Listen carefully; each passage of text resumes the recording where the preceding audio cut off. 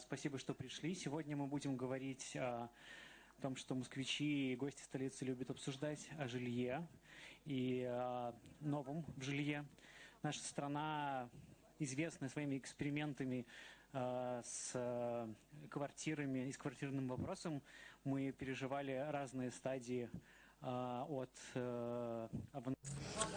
Okay, today we're going to speak about avant-garde housing, from the new building to the Khrushchev time building. And now let's discuss the trends.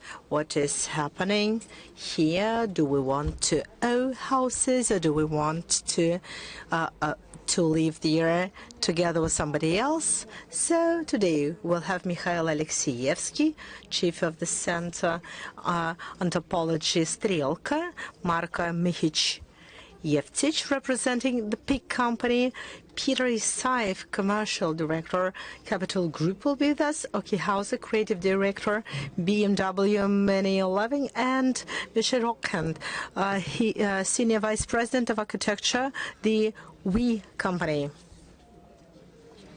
So let us start with Mikhail. I don't need the clicker because I don't have slides with me. Can just speak. Well, it's my honor and privilege to start our conversation of today from the research point of view. The Center of Urban Anthropology I represent for many years has been involved in the issue of new housing, and we've had a research project on how the housing is selected as part of a big project on standards for new housing for RF. So for pre-project surveys it was. So it happened in 6 cities and towns, starting from big cities like Kaluga and up to the very small town, the Dagestansky Agni. In all these cities and towns, we conducted a survey. We interviewed people who had just bought housing, what principles they were based on choosing it, and what features of this housing were of paramount importance for that. So we had several investigations like this on the Moscow market. Well, it is a different market comparing to that of the small town of the Lights of Dagestan, Dagestansky Agni, very small town it was. But all the investors and any buyer is an investor wants to see something else. What do they choose, these people?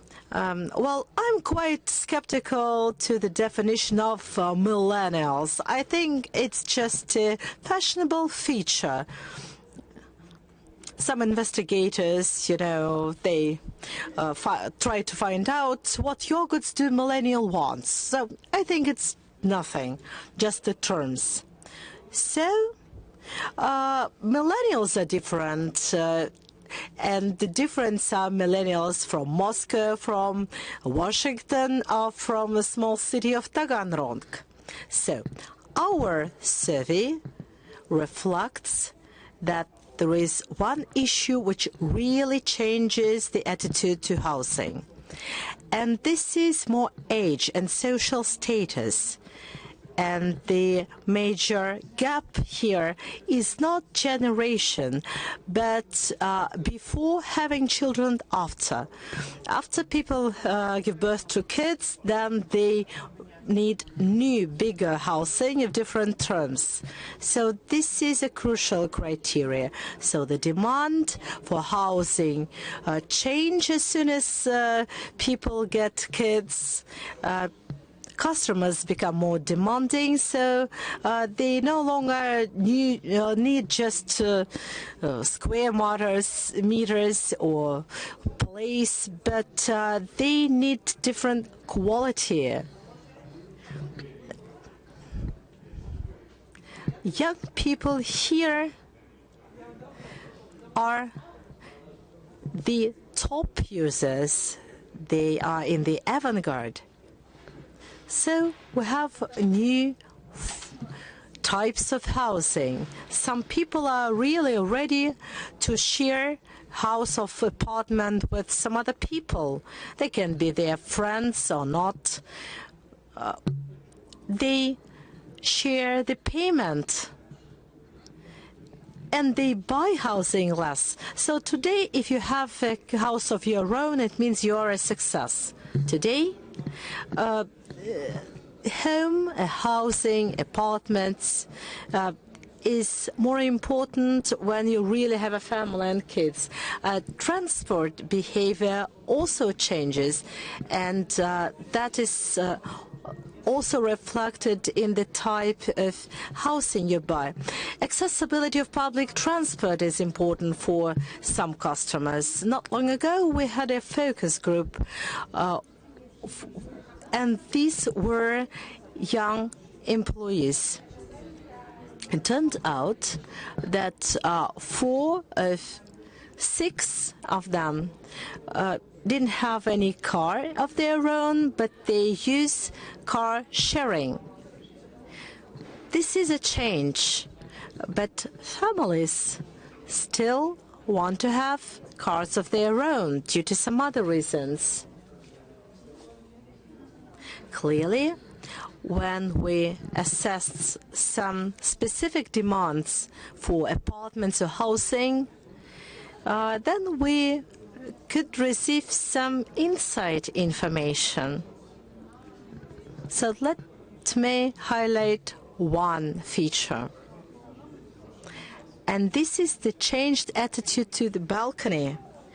Since the times of Soviet Union, balcony is a certain advantage. Clearly, an apartment with a balcony is better than without. So mostly in those times, people used balconies for some storage. Well, something you don't need, you can just put on your balcony and keep there. Or you can go on the balcony and smoke there. But this model changes, and we have started to need the balcony for some other issues. This changes the demand for the balcony and how it should be. By the way, this demand is different for different generations.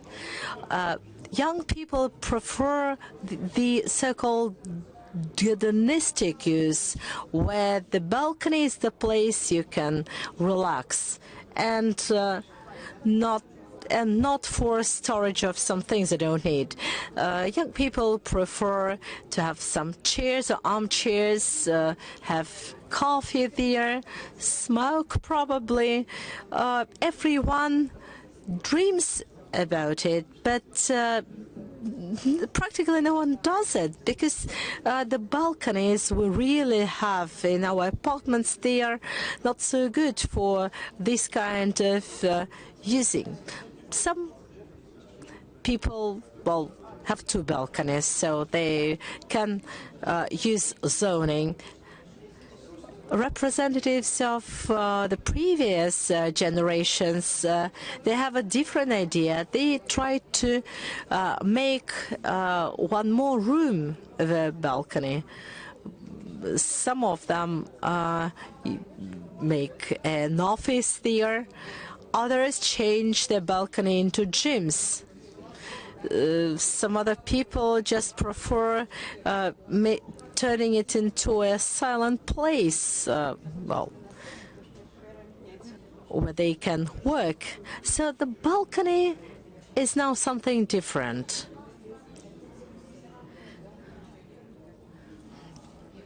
This also results in different attitude to it, whether we need windows there, panoramic windows or no windows.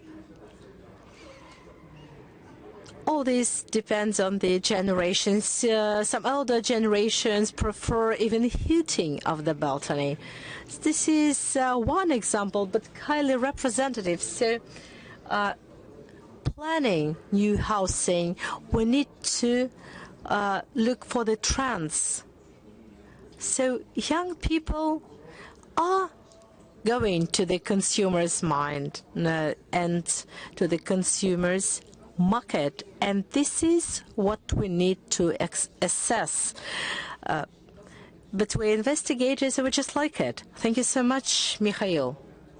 Piotr will probably speak now. How the capital group reacts this demand on balconies, not only for balconies.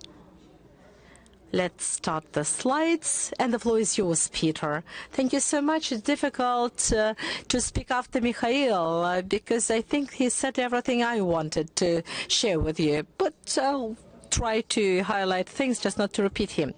The most popular question on all the conferences, and not that only those of development, and it sounds as follows: how should we with the young generation? And I have two polar answers for developers. Number one, nothing. Just relax.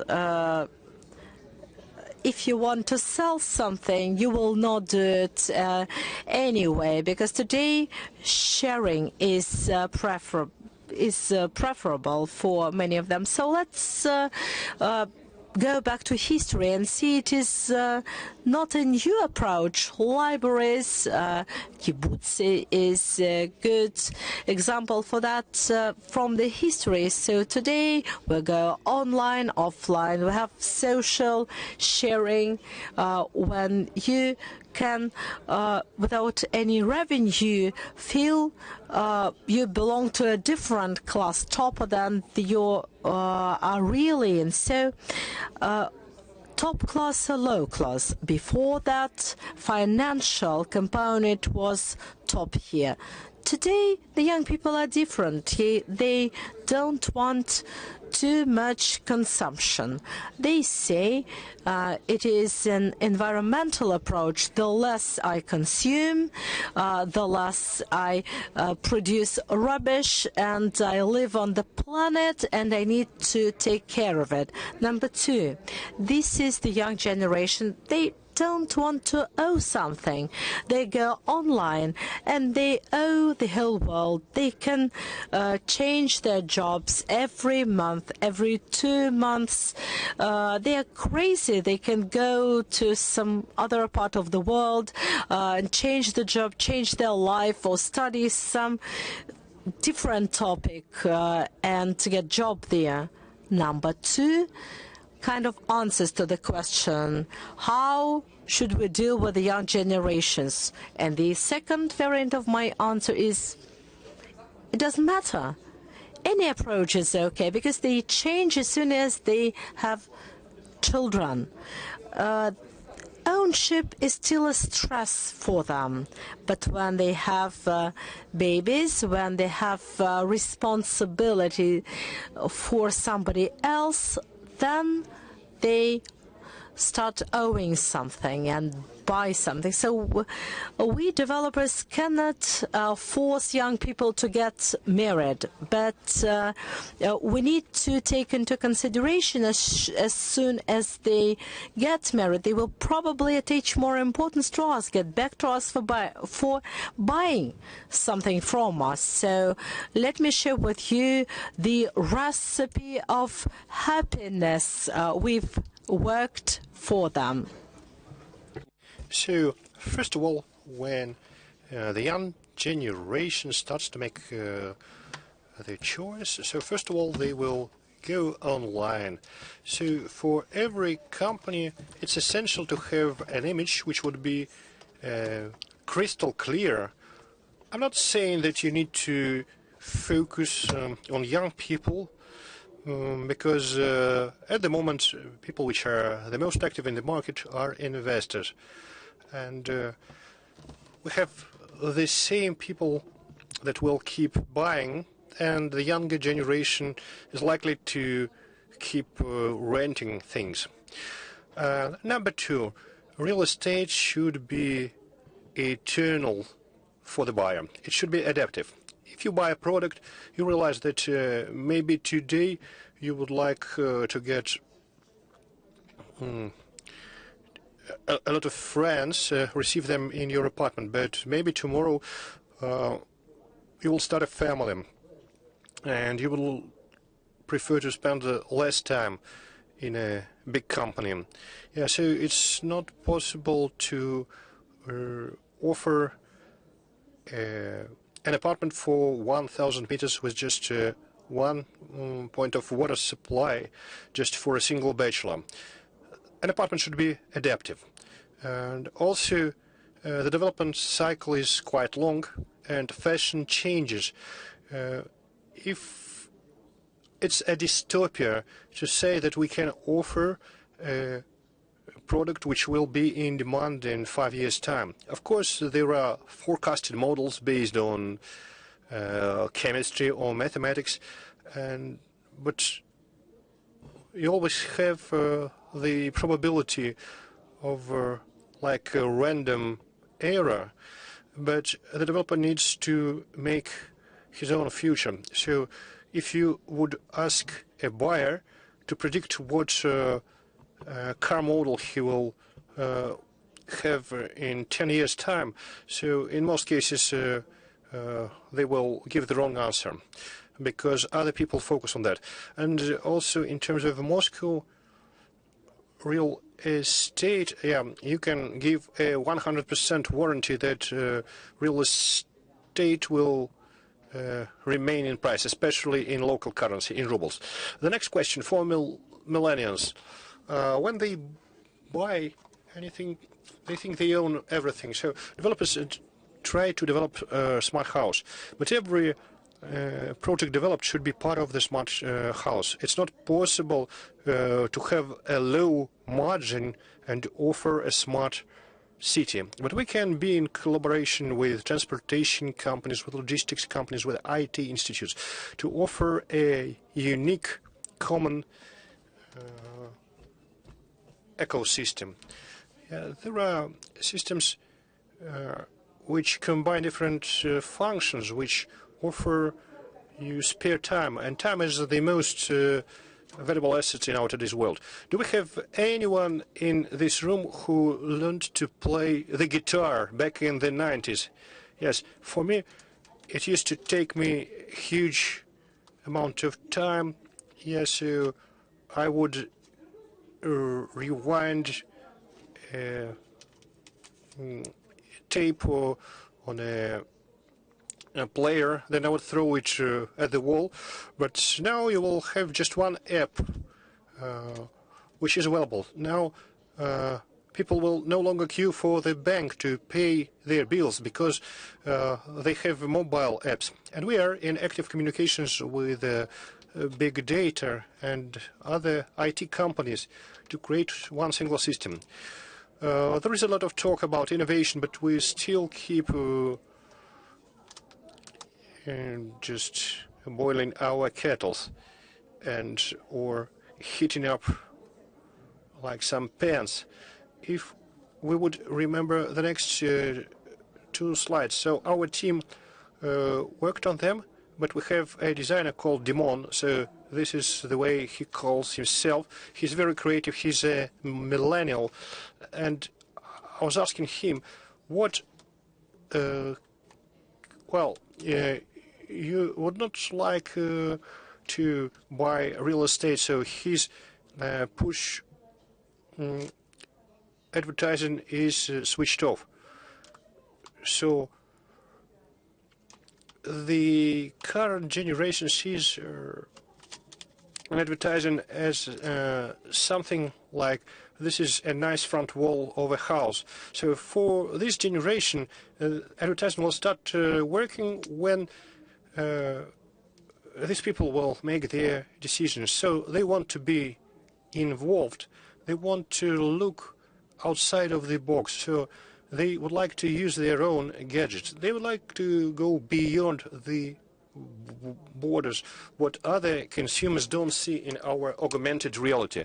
So the three main ideas for developers in order to offer a product which will be in demand for the younger generation.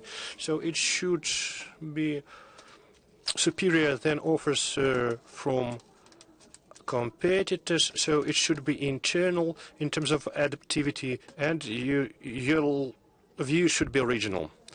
Thank you. Marco, we are millennials and centennials, and we have a lot of people like them in the room, like Generation Z.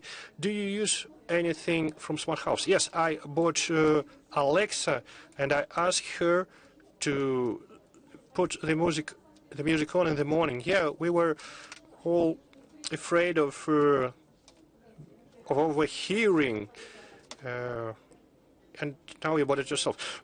So what pick offers to people like us? Okay, so my story can be divided into two parts.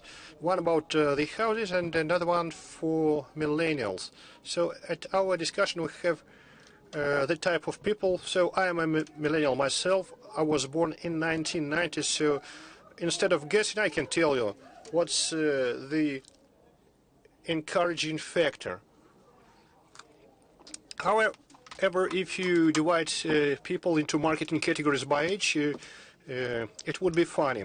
Everyone thinks that millennials need a special type of yogurt. Yes, otherwise Manhattan or every other city center which attracts millennials and other people would look like you see on the page. People would abandon it and would look for anything. So this is a rare Generation X representative. But millennials enjoy living in the city centers before they have kids. So we can make the conclusion that millennials don't want anything new.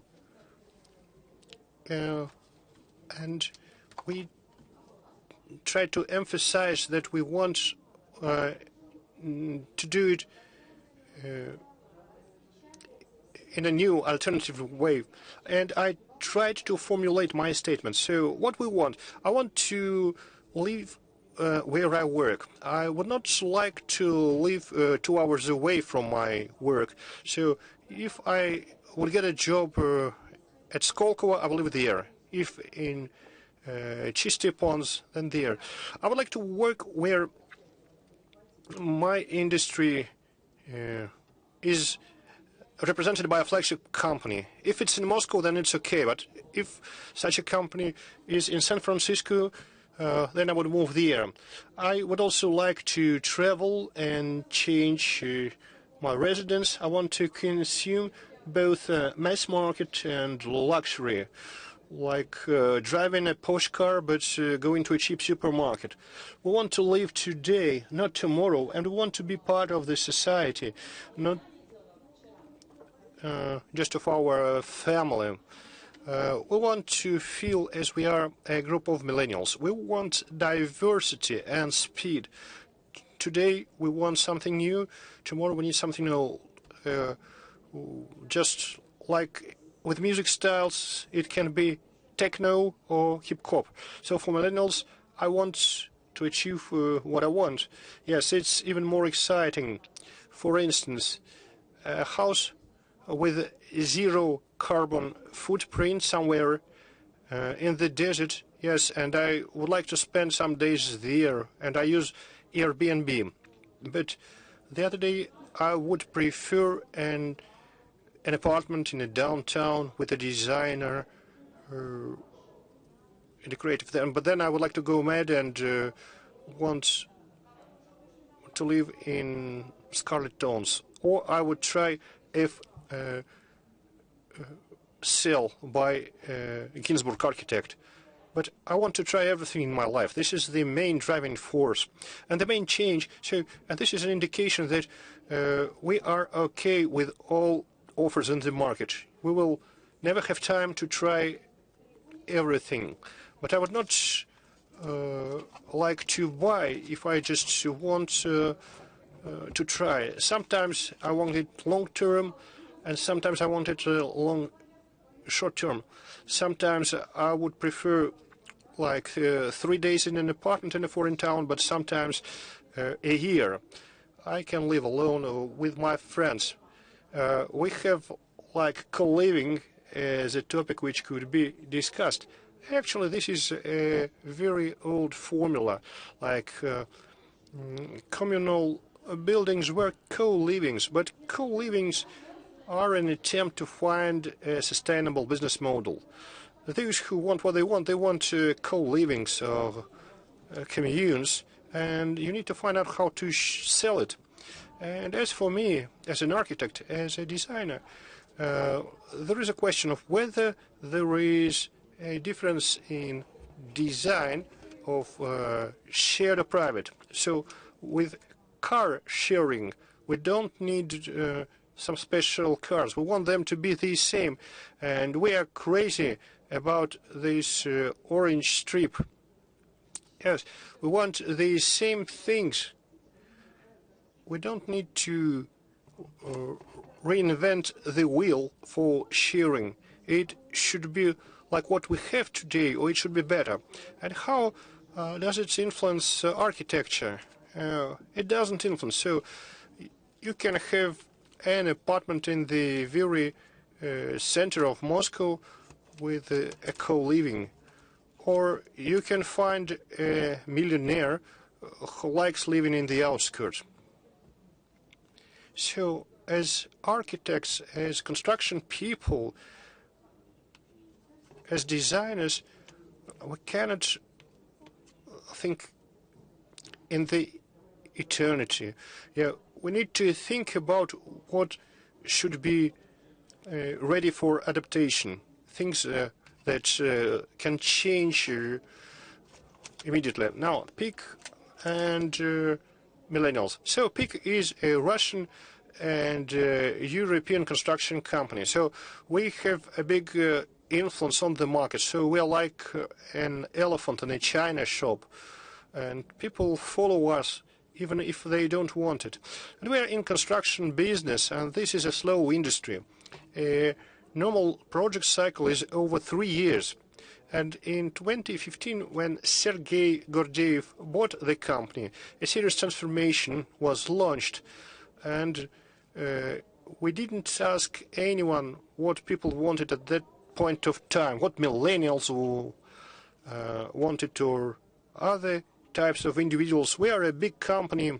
We have IT people, we have welding people, and we asked ourselves, what's the way we want it? And then we developed our PIK standard, our requirements to residential buildings.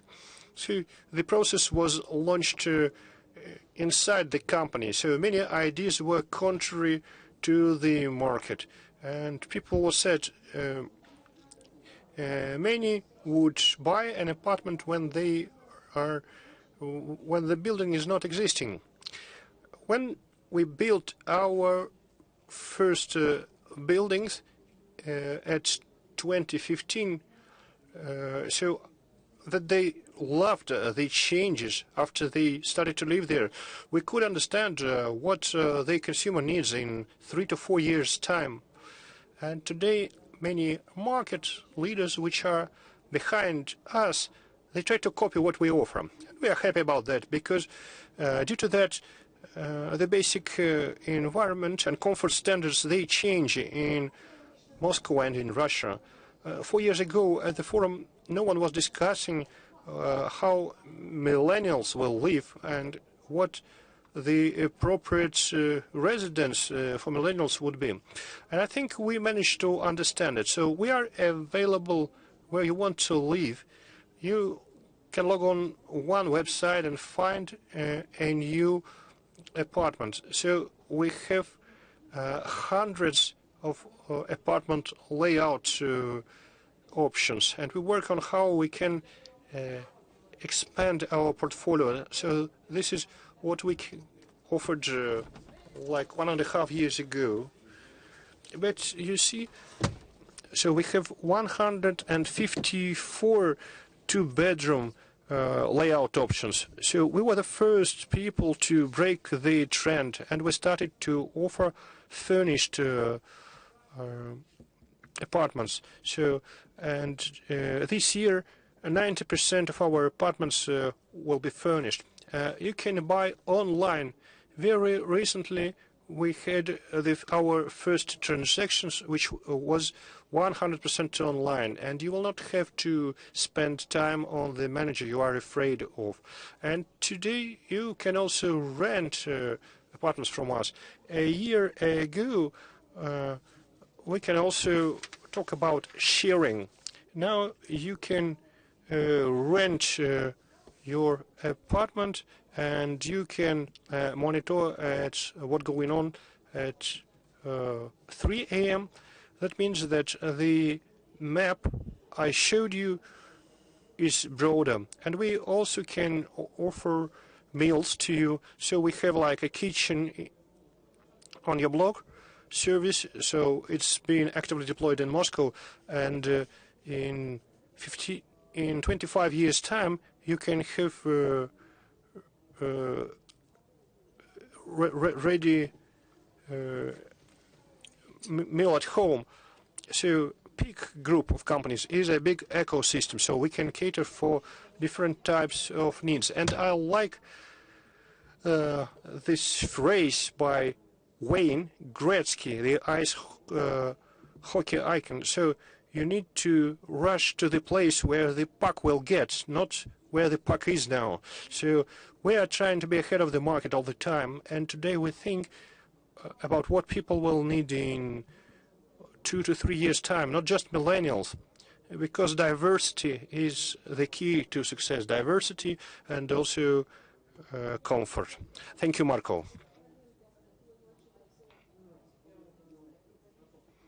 Our next question is about how we adapt to new economy and new realities of the world, where we believe that young people have more opportunities, but they have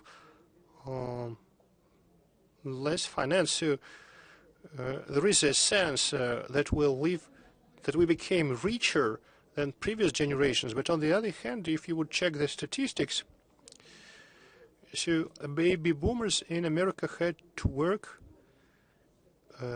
20 months to buy a new apartment, and now it's about 15 years for an average person. So the next question and the next talk, yes, I would like to ask Oke Hauser about how BMW Mini tries to address that issue, that challenge where you have less resources, but you have that minimalistic demand where we want to leave less footprint. But on the other hand, we have less resources. What would you offer to customers in response? Hi, everybody. Thank you for joining the session. Yeah, a little bit of background of me. I'm an architect and I work at a car company, and you might wonder, how is that fitting together somehow? I have to take you 60 years back in time. Mini was based on the idea how to shrink a very big car to the essentials while still get the most out of it. If you ever driven a Mini, it's a fun experience. It was also an answer to the oil crisis and think about clever ways how to move inside of highly densified areas. So the concept of Mini and space is very, very much connected. And we started 3.5 years ago to think about challenges that are actually the people are facing nowadays inside of cities. We know this. I didn't bring any dystopian pictures, but we know this. There's rising rents, like highly densified areas. We know that the future will be urban. And I think it's a super interesting time, especially for architects, to think about new solutions, integrating a shared mindset. Whether it be millennials, I agree. I think it's not just a specific age group. I think there's a general change in the mindset nowadays in a lot of people's heads, targeted towards a more flexible life, targeted towards more a life that helps you also connect to people on a human scale, because I believe that's the reason why we move to cities, to be connected to people, not just digitally, but also in an analog way. And it's a very short presentation, just basically nailing down 3 principles that I think are highly relevant for the future.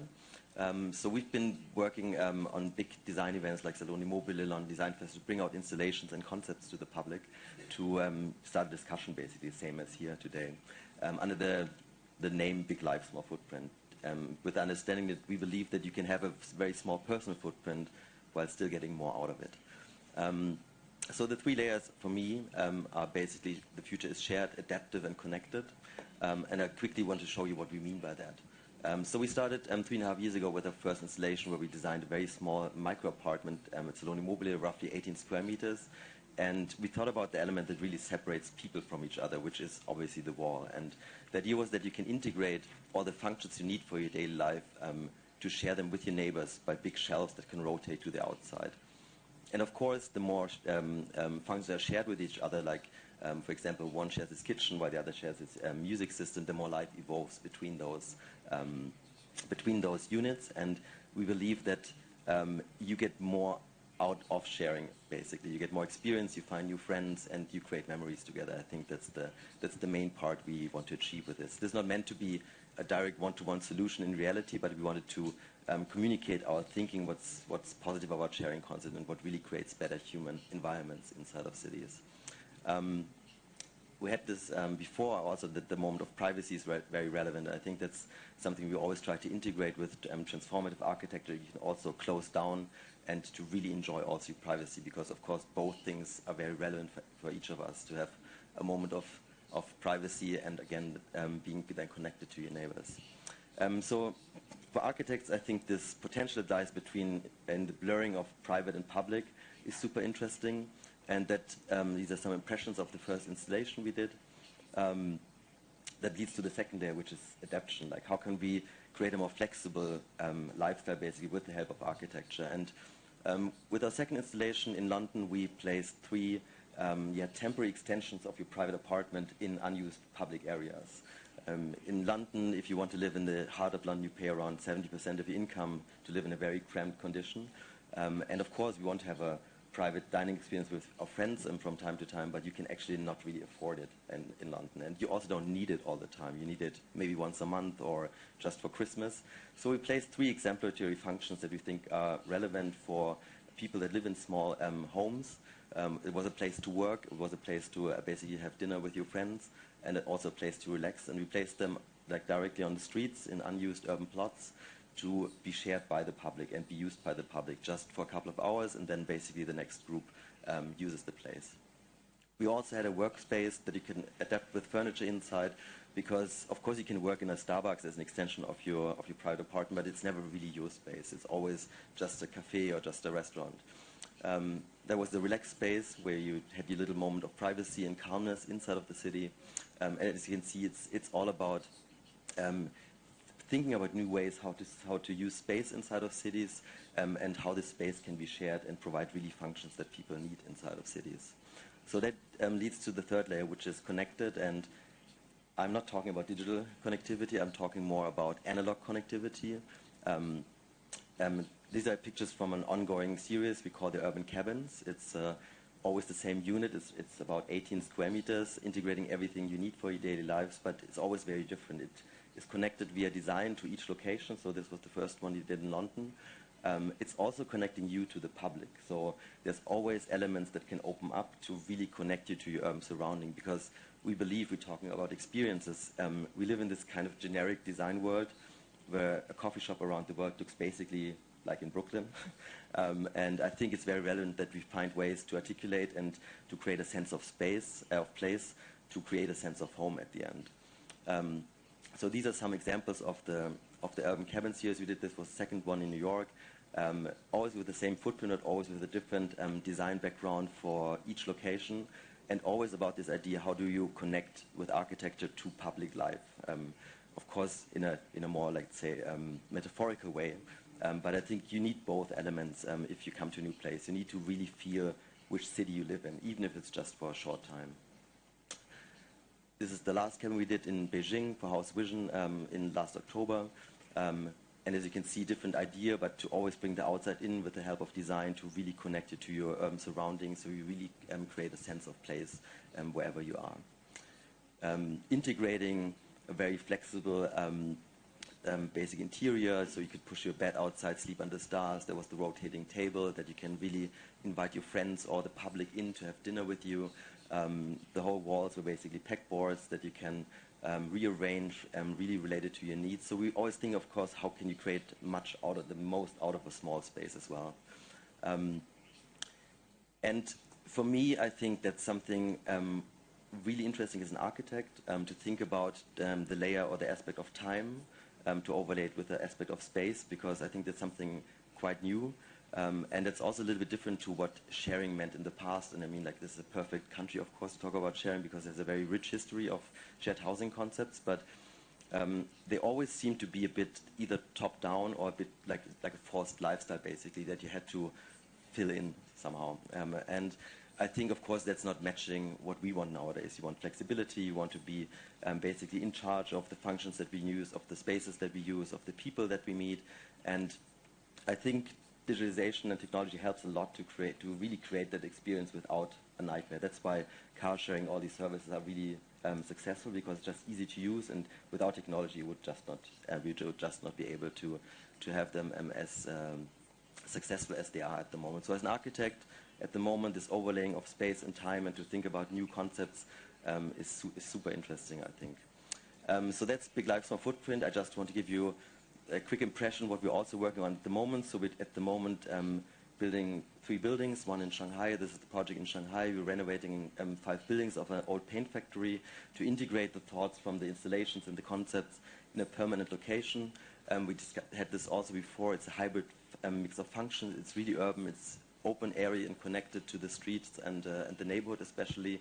It integrates places to work, live, and play. So I'm not a big fan of not leaving the house, but you don't need to if you don't want to, because there's actually everything you need for your daily life is integrated in there. So there's a public lobby, basically, where we invite the city in to just join the conversation. And so it's all about building open space that connect. This is not a residential building, it's basically an urban building. And I think that's something that we are interested in, not to create exclusive clubs, but rather inclusive communities that are very well connected to the city and the neighborhood itself. So some examples of the apartments we are building at the moment, as you can see, some ideas from the installations. These rotating walls are integrated in the design. And speaking about flexibility, I think this is just a little, just some options that you have. So you can, of course, you have your private quite small private space, but it's not about a small space, it's basically about endless space you can activate on top of that whenever you need it in a shared environment. That's it from my side, I think. So that's what we're working on at the moment. Спасибо огромное. И Thank you so much. Dwelling on the issue of sectioning and how we can use resources in a shared way, let's discuss how we company started from co-working to co-living. How do you answer this challenge? What practices of co-working you use, and what novel ideas, decisions and approaches you have? Michelle, the floor is yours. For the invitation, a pleasure to be here. I have to confess that I have never worked for anybody in my life, but I just joined WeWork 5 months ago because I think it's a fascinating company that's, first of all, paying attention to society. No, it's not a company providing a solution and just going away to see another solution.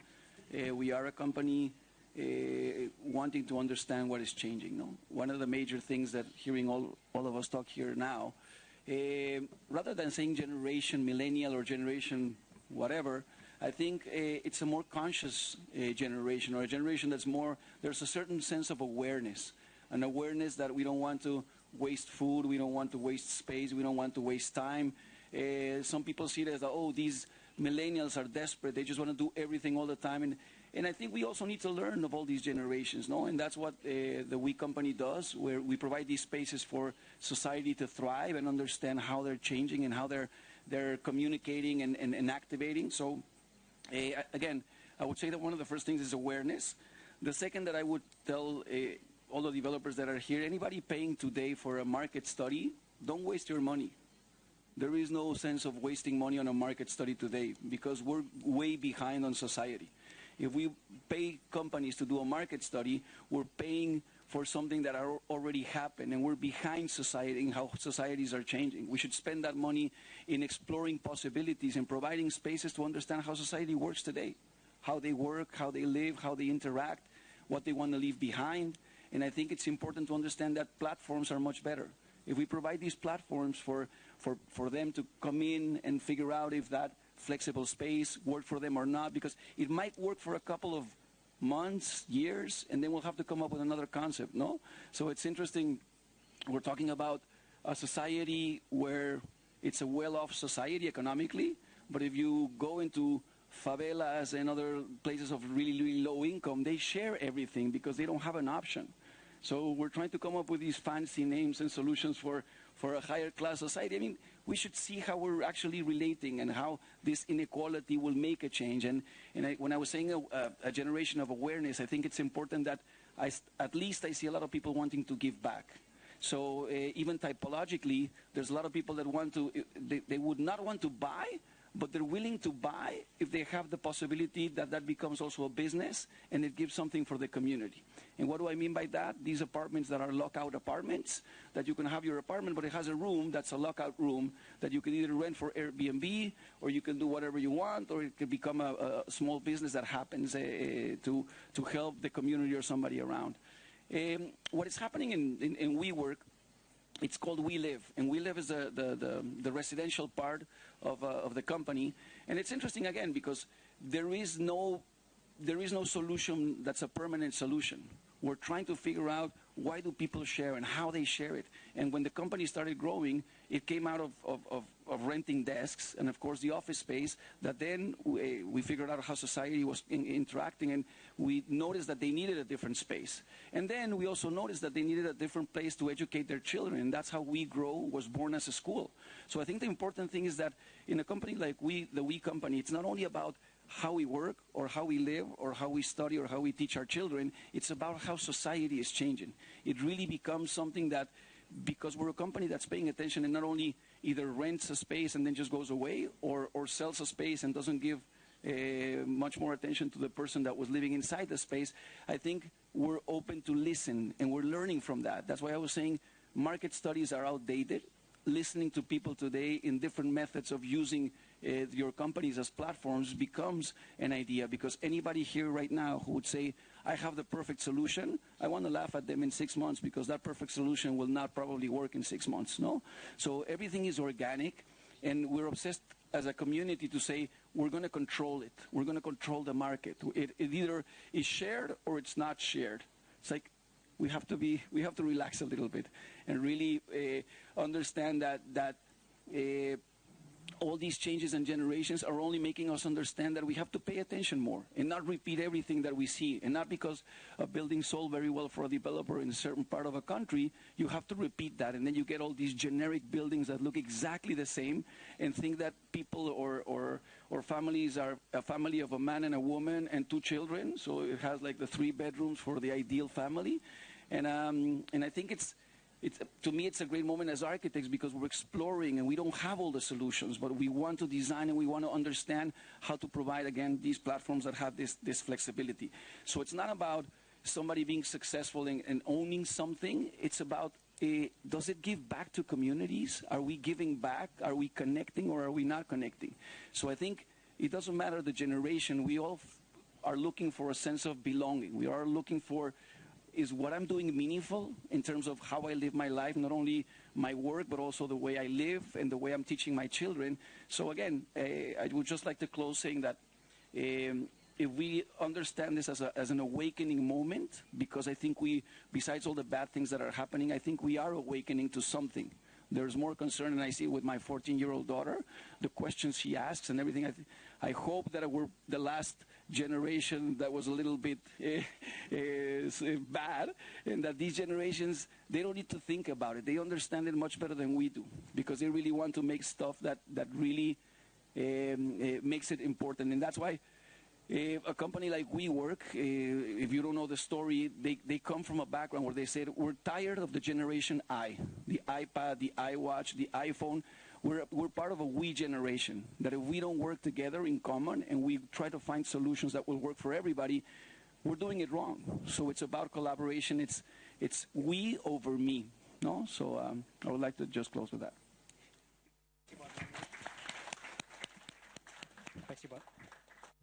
Thank you so much. Thank you very much. I would like to ask some questions and let us discuss what we've said today. So this is a question for everyone. We've said a lot that we share a lot of things. What will you think we'll never share, or what don't we want to share now as a market or as a society? So what will we never share, or what don't we share now? Into the mic, please. Could you please switch Marker's microphone on? Oh, here we are. I have a theory that 100 or even 150 years ago,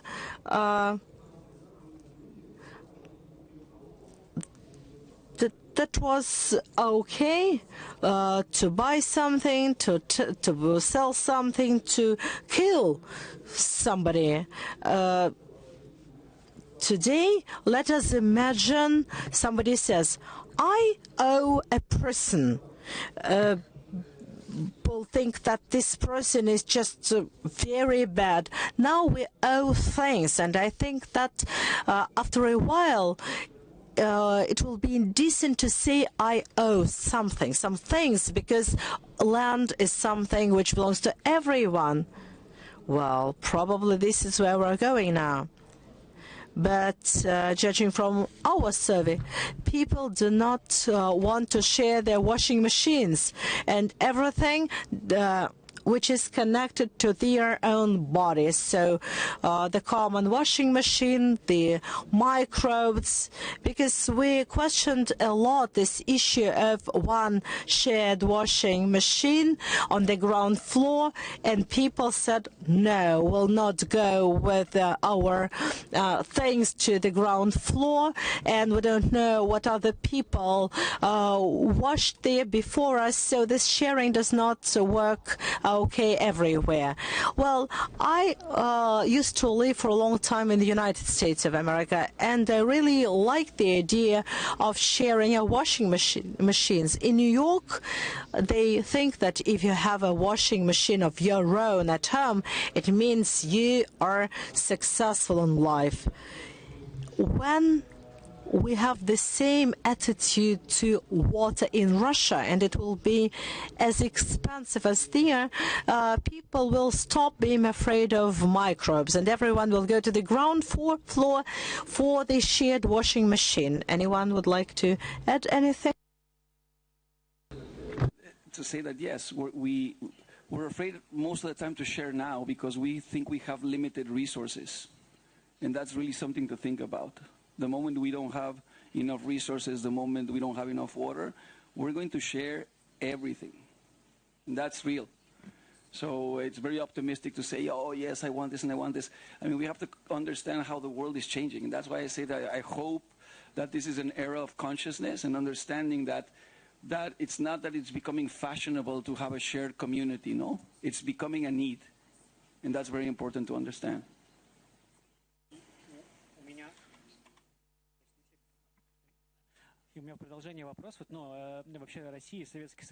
Let me dwell on it.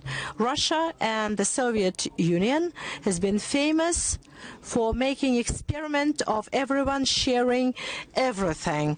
Well, in the 70 years of Soviet Union, some experiments were more, some other less successful. So we, the generation, we used to live in shared flats and apartments.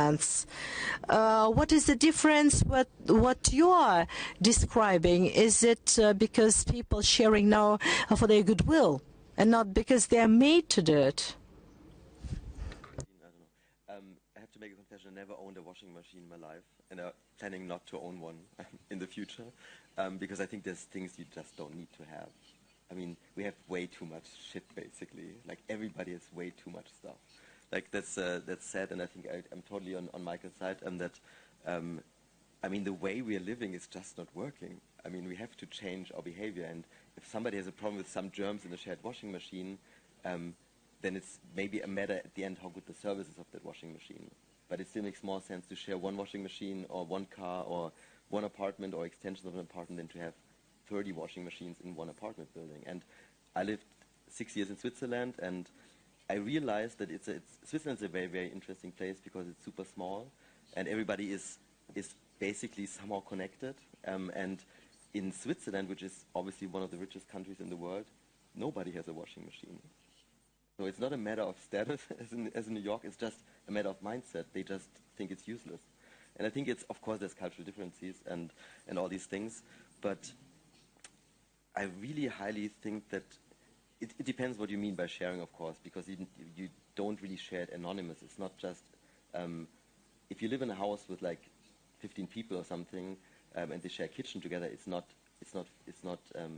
they hopefully become your friends. They're not like foreign people anymore. And I think that's something where sharing really contributes towards building communities, and not just from an economic or also ecologic way of, it makes sense, but also to integrate you in a community. And I think nowadays, if you speak about isolation and all these topics in big cities, I mean, London basically announced a minister just for isolation, because people feel so isolated inside of cities, which is paradox, because, I mean, you live together in a building, but you don't know your neighbor anymore. So for me personally, I think we should think sharing to the max, of course, without, and I think that's the big difference. In Russia, it used to be basically top-down. I mean, it's not, you cannot create an ideology by just putting some thinking from the top to the bottom. The interesting thing, like speaking from a corporate perspective and from a brand perspective, like we and also BMW, of course, we need to provide business cases. And if people are not supporting the idea, that the business case is definitely not working. And I think that's the right way to think about how to innovate. If you make people happy and you really feel a need of people, then you found the trigger. Of course, you need to push them a little bit out of the comfort zone, let's say, and innovate and think what's possible. But if they're not happy with it, then it just wouldn't work. And I think that's the complete opposite from, or maybe it's the same at the end of what happened in Russia, like in the 20s, 30s, when all these shared concepts basically were pushed top down. Спасибо. Если кто-нибудь еще хочет что-нибудь добавить, да, можно по очень. Thank you so much. If anyone would like to add something, do it, please. I think Michelle is right. We are going to the epoch of concerning madman. There is a scene of the 60th century when the character buys Cadillac car and they go picnicking. This is a very good family. They're all well-educated people. And I remember after the picnicking, they take the dishes, put everything into their car, but the rubbish is there. And the dad throws spare beer bottle. That was an astonishing impression for me, but for our parents that was when these kind of experiments were started. That was a different time. I don't think a movie character would ever do it today. So with time we realized how much harm we do to nature, and we changed our minds, and kids are in front of us. They ask parents to sort the rubbish. They prohibit us to use plastic dishes. Thank you so much. Let me conclude. Today we've discussed a lot that we need to share, to adapt, to find the ways, but looking at what is happening now, what will happen in 100 of years, to live in two worlds simultaneously. But the most important change is we are becoming more conscious concerning housing, concerning places we live and work. Thank you so much for having joined us. And that is all, and the session is closed.